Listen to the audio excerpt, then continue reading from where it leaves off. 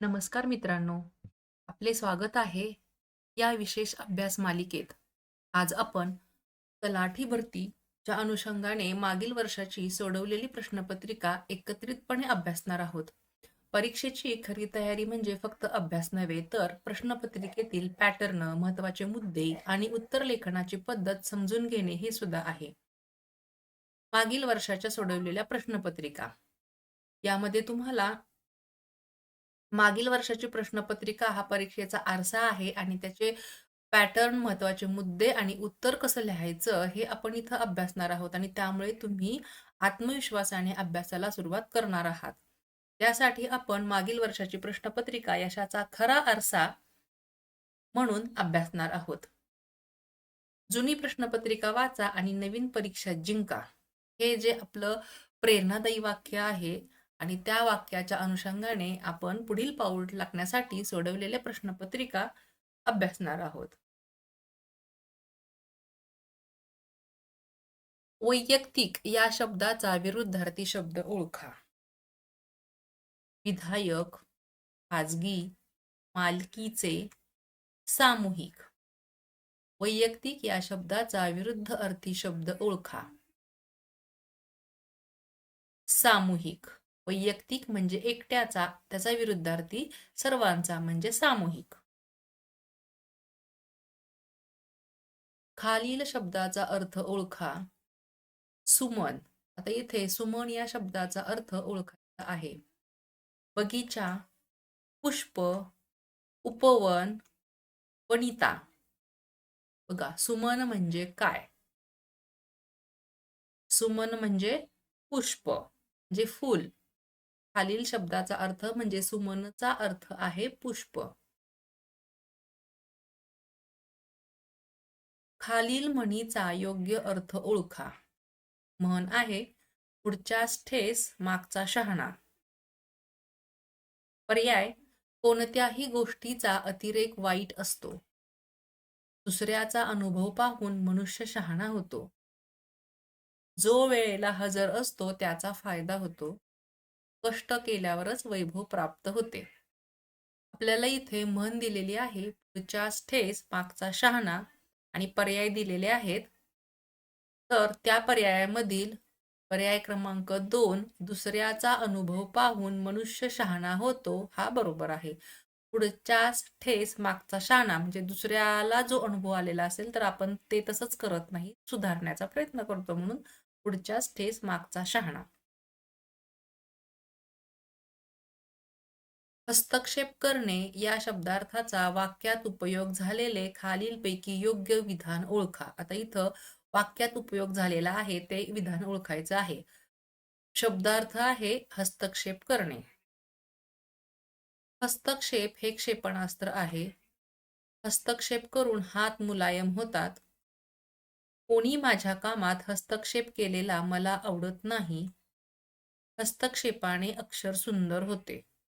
हे जे पर्याय आहेत त्यापैकी हस्तक्षेप करणे या शब्दार्थाचा वाक्यात उपयोग झालेलं विधान ओळखायचं आहे आणि ते आहे, कोणी माझ्या कामात हस्तक्षेप केलेला मला आवडत नाहीत. माणूस जेव्हा जागा होतो हे कोणाचे आत्मकथन आहे? कुसुमावती देशपांडे, इरावती कर्वे, दुर्गा भागवत, गोदावरी परुळेकर. बरोबर उत्तर आहे गोदावरी परुळेकर. जे माणूस जेव्हा जागा होतो हे गोदावरी परुळेकर यांचं आत्मकथन आहे. विद्यार्थी मित्रांनो, मागच्या वर्षीच्या तलाठी भरतीच्या पेपरमध्ये हे असे प्रश्न पडलेले आहेत. त्यामुळे तुम्हीही समजून घ्या की तुम्हाला आता कशा पद्धतीने अभ्यास करायचा आहे ते. खालीलपैकी कोणत्या समाजसुधारकाने SNDT महिला विद्यापीठाची स्थापना केली? सेनापती बापट, रमाबाई रानडे, धोंडो केशव कर्वे, गोपाळ कृष्ण गोखले. बरोबर उत्तर आहे पर्याय, धोंडो केशव कर्वे यांनी या समाजसुधारकाने SNDT महिला विद्यापीठाची स्थापना केली.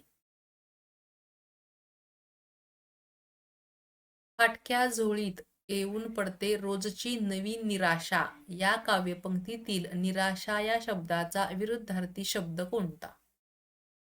आसक्ती, आशा, लालसा, विरक्ती.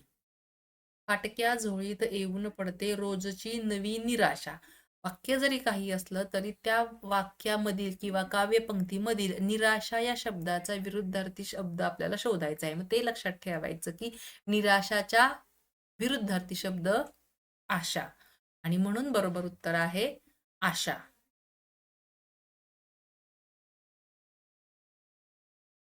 खडकावरुनी कधी पाहतो मावळणारा रवी या काव्यपंक्तीतील रवी या शब्दाचा समानार्थी शब्द ओळखा. शशी, सुधाकर, सूर्य, हिमांशू. बघा, खडकावरुनी कधी पाहतो मावळणारा रवी, रवी म्हणजे मावळणारा रवी म्हणजे सूर्य. बरोबर उत्तर आहे, म्हणजे समानार्थी शब्द आहे सूर्य. रवीचा समानार्थी शब्द सूर्य. खालील शब्दाचा समास ओळखा. महादेव, तत्पुरुष समास. शब्द आहे महादेव, पर्याय आहे तत्पुरुष समास, द्विगु समास, अव्ययी भाव समास आणि बहुव्रीही समास. बरोबर उत्तर आहे पर्याय तत्पुरुष समास. महादेव म्हणजे महान असा देव, आणि त्याचं बरोबर उत्तर आहे तत्पुरुष समास. आता या समासाबद्दलची अधिक माहिती जर तुम्हाला अभ्यासायची असेल तर आपला यापूर्वीचा समासावरचा एक व्हिडिओ आहे, तो तुम्ही अभ्यासू शकता. त्यामध्ये सर्व समासांची माहिती, त्याची उदाहरणे आणि स्पष्टीकरण अगदी योग्य पद्धतीने दिलेलं आहे. तुम्हाला समजेल अशा भाषेमध्ये दिलेला आहे. तुम्ही तो व्हिडिओ पाहू शकता आणि त्याचा अभ्यास करू शकता. खालील वाक्यातील प्रयोग ओळखा. वाक्य आहे मुलाने पपई खाल्ली. पर्याय समापन कर्मणी प्रयोग, पुराण कर्मणी प्रयोग, कर्मणी प्रयोग, भावे प्रयोग. मुलाने पपई खाल्ली या वाक्यातील प्रयोग कर्मणी प्रयोग. आता प्रयोगांसाठी सुद्धा यापूर्वीचा व्हिडिओ जो आहे तो तुम्ही जरूर बघा. त्याच्यामध्ये खूप सविस्तरपणे आणि उदाहरणासहित समजावून सांगितलेलं आहे, त्याच्या व्याख्या दिलेल्या आहेत, म्हणजे तुम्हाला अगदी सोपं जाईल अभ्यास करण्यासाठी. म्हणून प्रयोग हा व्हिडिओ जो आहे तो तुम्ही अवश्य बघा. धाबे दणाणणे या शब्दार्थाचा वाक्यात उपयोग झालेले खालीलपैकी योग्य विधान निवडा. घरात धामण बघून राजूचे धाबे दणाणले. भाऊसाहेबांना लॉटरी लागली आणि त्यांचे धाबे दणाणले. धाब्यावरचे जेवण चवदार असते. गीताचा प्रथम क्रमांक आला आणि तिचे धाबे दणाणले. धाबे दणाणणे म्हणजे थोडक्यात घाबरणे, तर त्यासाठीचा योग्य पर्याय आहे घरात धामण बघून राजूचे धाबे दणाणले, म्हणजे तो घाबरला. म्हणून पर्याय क्रमांक 1 हे बरोबर उत्तर आहे. आणि हेच प्रश्न मागच्या वर्षीच्या तलाठी भरतीच्या प्रश्नपत्रिकेमध्ये पडलेले आहेत. त्या पद्धतीनं तुम्ही वाक्यात उपयोग हा व्हिडिओ जरूर बघा, म्हणजे तुम्हाला वाक्यात उपयोग कसा करायचा किंवा त्याचे अर्थ कसे शोधायचे हे समजून जाईल. आवडतो मज अफाट सागर अथांग निळे पाणी या काव्यपंक्तीतील सागर या शब्दाचा समान अर्थी शब्द ओळखा. कठिणी, सरिता, समुद्र, गिरी. सोप्पा आहे, सागरचा समानार्थी शब्द समुद्र. खालील वाक्यातील प्रयोग ओळखा. उंदीर मांजराकडून मारला गेला. उंदीर मांजराकडून मारला जातो. एक समापन कर्मणी, कर्मणी प्रयोग, पुराण कर्मणी आणि नवीन कर्मणी. बरोबर उत्तर आहे नवीन कर्मणी. उंदीर मांजराकडून मारला जातो, नवीन कर्मणी. पखर एका राजाची ही कादंबरी कोणी लिहिली? विलास पाटील, रंगनाथ पठारे, शिवाजी सावंत, त्र्य.वि. सरदेशमुख. बरोबर उत्तर आहे त्र्य.वि. सरदेशमुख. बखर म्हणजे पूर्वीचं जी काही घटना घडून गेली किंवा जो इतिहास म्हणतो आपण तो जसाच्या तसा लिहिणं म्हणजे बखर. बखर एका राजाची ही कादंबरी त्र्यं.वि. सरदेशमुख यांनी लिहिलेली आहे. खालील प्रश्नार्थी वाक्याचे विधानार्थी वाक्यात रूपांतर केलेले योग्य विधान ओळखा. प्रश्नार्थी वाक्य आहे पाऊस पडत आहे का? प्रश्न विचारलाय. त्याचं विधानार्थी वाक्यात रूपांतर केलेलं आहे आणि ते विधान आपल्याला इथं शोधायचं आहे. आभाळ भरून आले असेल तर पाऊस पडेल. परमेश्वरा चांगला पाऊस पडू दे. किती छान पाऊस पडत आहे. पाऊस पडत आहे. बरोबर उत्तर आहे पर्याय 4 पाऊस पडत आहे. वाक्य दिलेलं आहे प्रश्नार्थक. पाऊस पडत आहे का? प्रश्न विचारलाय. त्याचं विधानार्थी म्हणजे सरळ रूपांतर केलेलं वाक्य आहे पाऊस पडत आहे. खालील प्रचाराचा अर्थ ओळखा. हतबल होणे, असमर्थ ठरणे, नाश पावणे, श्रम करणे, ताकद येणे. बरोबर उत्तर आहे असमर्थ ठरणे. हतबल होणे म्हणजे असमर्थ ठरणे. आमचा बाप आणि आम्ही या आत्मचरित्राचे लेखक कोण? नरेंद्र दाभोळकर, नरेंद्र जाधव, गंगाधर गाडगीळ, वि.स. खांडेकर. आमचा बाप आणि आम्ही या आत्मचरित्राचे लेखक आहेत नरेंद्र जाधव. विद्यार्थी मित्रांनो, आतापर्यंत आपल्याला 2 प्रश्न लेखकाच्या अनुषंगाने आलेले आहेत की ज्यांनी आत्मचरित्र लिहिलं आणि याचं लेखक कोण आहेत असे प्रश्न. हे दुसरा प्रश्न आहे आपला. म्हणजे 4 मार्कासाठी 2 प्रश्न आलेले आहेत. म्हणजे आपल्याला सर्व लेखक आणि त्यांची पुस्तकं हे माहीत असणं गरजेचं आहे. त्यात पुन्हा आत्मचरित्र लिहिणारे जे आहेत ते वेगळे तुम्हाला माहीत असणं गरजेचं आहे. काव्यलेखन करणारे, कथा लिहिणारे, कादंबरीकार असे जे वेगवेगळे लेखक आहेत ते तुम्हाला माहीत असणं आणि त्यांनी कोणते पुस्तक लिहिलेलं आहे किंवा कोणती कथा लिहिली आहे, कादंबरी लिहिली आहे हे सुद्धा माहीत असणं गरजेचं आहे. म्हणजे तुम्हाला तलाठी भरतीचा अभ्यास करताना लेखक आणि त्यांचं लेख किंवा कलाकृती म्हणजे थोडक्यात की कादंबरी, कथा जे काही लिखाण केलेलं असेल ते त्याची माहिती असणं गरजेचं आहे. खालीलपैकी कोणती व्यक्ती ही ऊर्जा कार्यक्षमता सुधारून उत्सर्जन कमी करण्यासाठी इलेक्ट्रिक वाहनांची संकल्पना निर्मिती आणि बांधणी यासाठी ऊर्जा क्षेत्रातील जागतिक ऊर्जा पुरस्कार या सर्वोच्च पुरस्काराची मानकरी ठरली. ऊर्जा कार्यक्षमता सुधारून उत्सर्जन कमी करण्यासाठी इलेक्ट्रिक वाहनांची संकल्पना निर्मिती आणि बांधणी यासाठी ऊर्जा क्षेत्रातील जागतिक ऊर्जा पुरस्कार या सर्वोच्च पुरस्काराची मानकरी ठरली. कौशिक राजशेखर, सुब्रमण्यम चंद्रशेखर, कैलासवादिवू सिवन, थॉमस अनंतरामन. कौशिक राजशेखर या व्यक्तीने ऊर्जा कार्यक्षमता सुधारून उत्सर्जन कमी करण्यासाठी इलेक्ट्रिक वाहनांची संकल्पना निर्मिती आणि बांधणी हे ऊर्जा क्षेत्रातील जागतिक ऊर्जा पुरस्कार हा मिळवलेला आहे. कौशिक राजशेखर. भारतीय राज्यघटना ही बार्गेनिंग फेडरलिझम संघराज्यवादाचा सौदा आहे असे खालीलपैकी कोणी म्हटले आहे? आयव्हर जेनिंग्ज, ग्रॅनविल ऑस्टिन, मॉरिस जोन्स आणि फिलिप महावूड. मॉरिस जोन्स यांनी भारतीय राज्यघटना ही संघराज्यवादाचा सौदा आहे असे म्हटलेले आहे. विद्यार्थी मित्रांनो, तुम्ही ह्या प्रश्नांचा अभ्यास जरूर करा. त्याचबरोबर आमच्या व्हिडिओला लाईक करा, चॅनलला सबस्क्राईब करा आणि हे व्हिडिओ अभ्यासाच्या दृष्टीने तुम्ही तुमच्या मित्रमैत्रिणी, नातेवाईक यांच्यामध्ये शेअर करा. आणखीन सगळ्यात महत्त्वाचं म्हणजे आमचा व्हिडिओ तुम्हाला कसा वाटला ते आम्हाला मेसेज करून नक्की कळवा. कारण तुमचं एक नोंदवलेलं मत आहे ते आम्हाला पुढचे व्हिडिओ बनवण्यासाठी प्रेरणा देत असतं आणि आमच्याकडून अधिकाधिक चांगल्या पद्धतीने व्हिडिओ बनतील याची आम्ही काळजी घेत असतो. त्यासाठी व्हिडिओला लाईक नक्की करा आणि तुमच्या कमेंट्स आणि तुमची मतं आम्हाला लिहून नक्की कळवा. त्याचबरोबर तुम्ही कोणत्या भागातून म्हणजे कोणत्या गावातून हा व्हिडिओ पाहिलेला आहे ते सुद्धा जरूर लिहा. मार्च 2023 मध्ये सविता पुनिया हिला 2022 या वर्षातील सर्वोत्तम खेळाडूसाठीच्या बलबीर सिंग सीनियर पुरस्काराने सन्मानित करण्यात आले होते. ती खालीलपैकी कोणत्या खेळाशी संबंधित आहे? Savita Punia. Cricket, hockey, badminton, कुस्ती.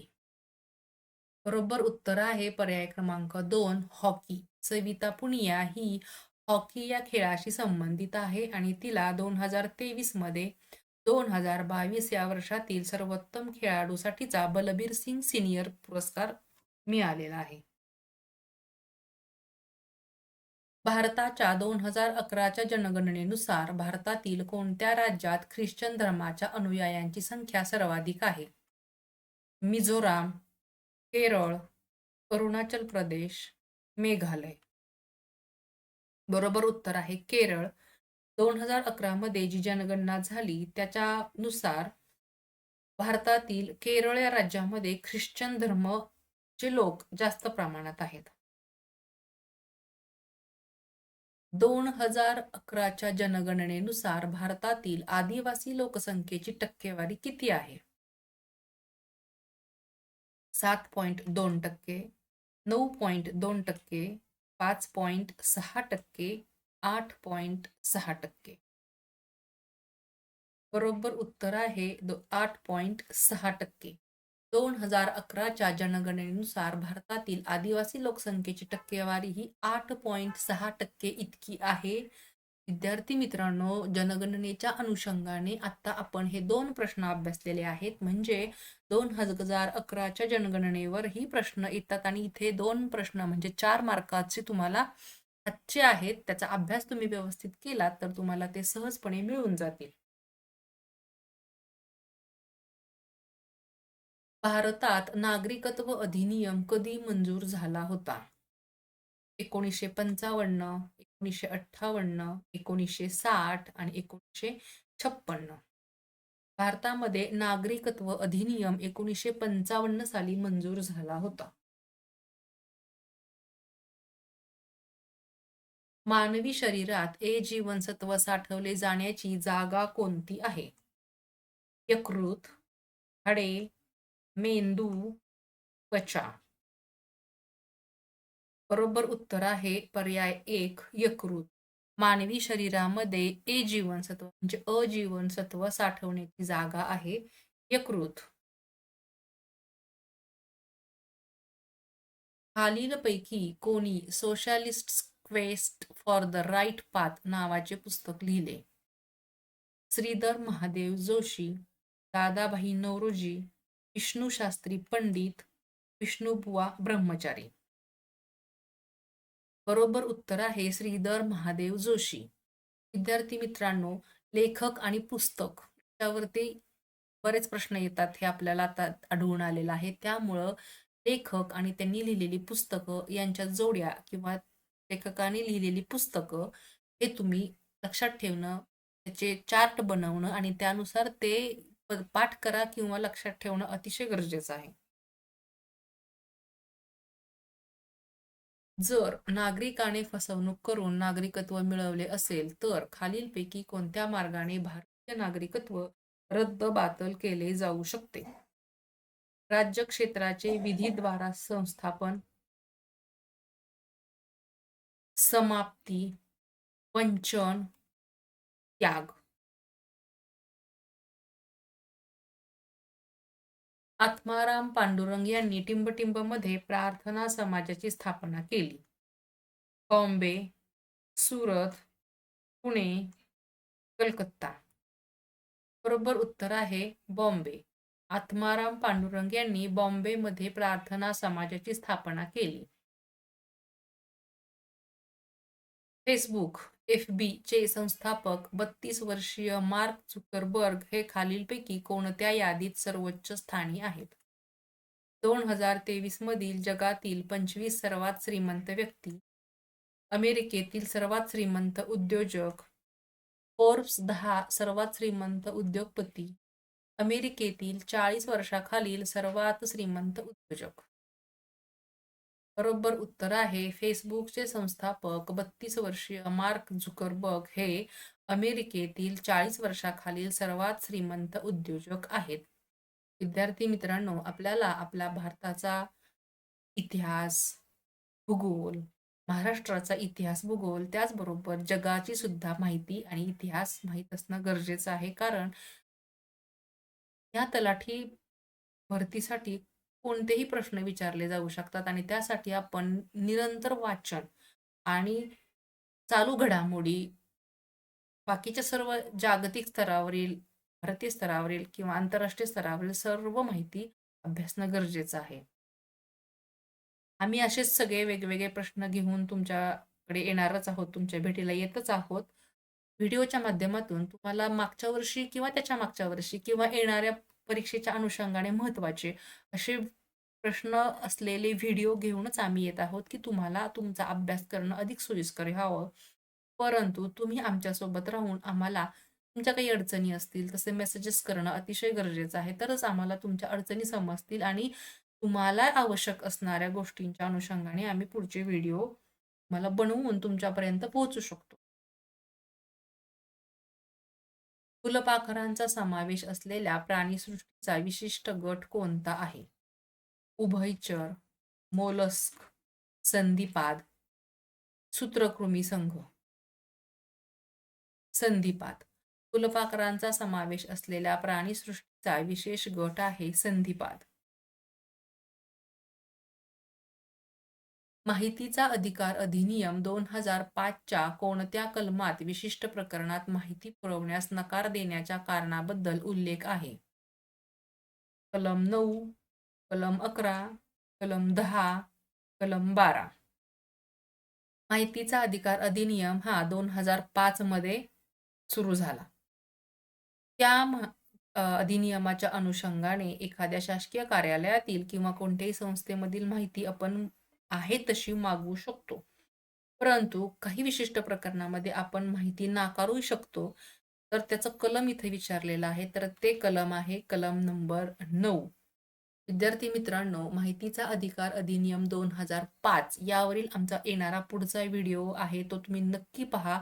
कारण त्यामध्ये आम्ही माहितीचा अधिकार अधिनियम 2005 च्या अनुषंगाने अर्ज कसा करावयाचा, तो कोणत्या कलमात बसतो, अर्ज नाकारणे, माहिती पुरवणे, ती माहिती कशी पुरवली जाते, प्रत्येक पानाला किती रक्कम स्वीकारली जाते किंवा आकारली जाते, पर्यंतची माहिती आपण देऊ शकतो. याबद्दलची सविस्तर माहिती येणाऱ्या माहितीचा अधिकार अधिनियम 2005 या व्हिडिओमध्ये देणार आहोत आणि जी काही कलमं आहेत, त्या कलमांचीही सविस्तर माहिती त्यामध्ये देणार आहोत. त्यामुळे तुम्ही तो व्हिडिओ नक्की बघा आणि तुम्हाला जर माहितीचा अधिकार अधिनियम 2005 चा व्हिडिओ बघायचाच असेल, त्याचा अभ्यास करायचा असेल सविस्तर, अगदी डीपमध्ये जाऊन, तर तुम्ही आम्हाला कमेंटमध्ये नक्की कळवा. व्हिडिओला लाईक करा, चॅनलला सबस्क्राईब करा, जास्तीत जास्त लोकांच्यापर्यंत हा व्हिडिओ पोहोचवा आणि आम्हाला मोटिवेट करा.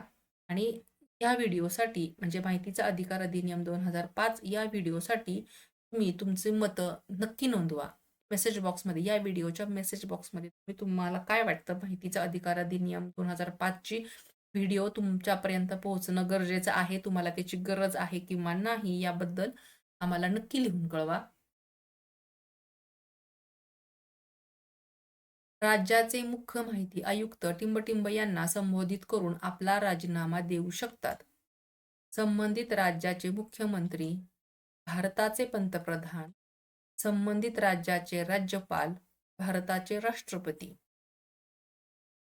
संबंधित राज्याचे राज्यपाल हे उत्तर बरोबर आहे.